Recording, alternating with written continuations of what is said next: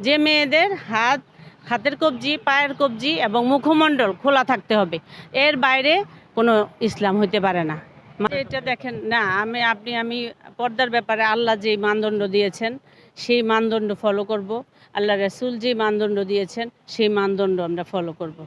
সূরা আজহাবে বলা আছে, সূরা নূরে বলা আছে পর্দার বিধান সম্পর্কে। সেখানে বলা আছে লজ্জাস্থান হেফাজত করো, তোমাদের মনের পর্দা করো, চোখের পর্দা, দৃষ্টি সংযত করো। একই আয়াত পুরুষদেরকেও বলা হয়েছে, আগে পুরুষদেরটা বলা হয়েছে, পরে নারীদেরটা বলা হয়েছে।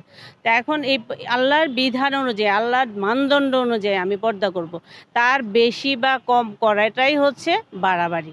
আপনি যেভাবে বের হয়েছেন দেখা যায় আপনি একটা শালীন পোশাক পরে, কিন্তু আমাদের দেশের হুজুররা তো যে ফতোয়া দিচ্ছে তার কোনো অঙ্গ দেখা যাবে না, হাত পা কোনো কিছুই দেখা যাবে না, সেই বিষয়টা হিজবুত তাওহীদ কিভাবে? আমি না, এটা না, আমি বলি, আমি তো এখন বললাম আল্লাহর কোরআনের মানদণ্ড অনুযায়ী। আমি কি আল্লাহর কোরআনের মানদণ্ড অনুযায়ী পর্দা করব, নাকি ওনারা যা বলে তা তা আমাদের দেশের হুজুররা কি তারা আমার ভ্রান্ত তে- শিক্ষা দিচ্ছে? আমার আমার দেশের হুজুরা কোরআনের বাইরে কথা বললে তো ভ্রান্তই বলবো আমি। কোরআনের আমাদের বিধানের সাংঘর্ষিক না, সেই ব্যাপারটা আমি ক্লিয়ার করতে চাচ্ছি। সাংঘর্ষিকের এখানে কোনো সুযোগ নাই ভাই। এখানে পরিষ্কার বলা আছে, আমি আয়াতটা ওই সময়ও বলেছি, যে আল্লাহ বললেন যে হে রাসূল, আপনি আপনার স্ত্রীদেরকে, আপনার কন্যাকে এবং মুমিন নারীদেরকে তাদেরকে বলেন তারা যেন তাদের লজ্জাস্থান হেফাজত করে এবং তাদের দৃষ্টি সংযত রাখে।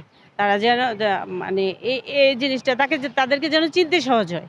এটা একদম পরিষ্কার একটা হাদিসে আল্লাহ রাসূল এটা পরিষ্কার করে দিলেন যে মেয়েদের হাতের কবজি, পায়ের কবজি এবং মুখমণ্ডল খোলা থাকতে হবে, এর বাইরে কোনো ইসলাম হইতে পারে না, মানদণ্ড হইতে পারে না। আমরা আল্লাহ এবং আল্লাহ রাসূলের মানদণ্ড অনুযায়ী পর্দা করছি।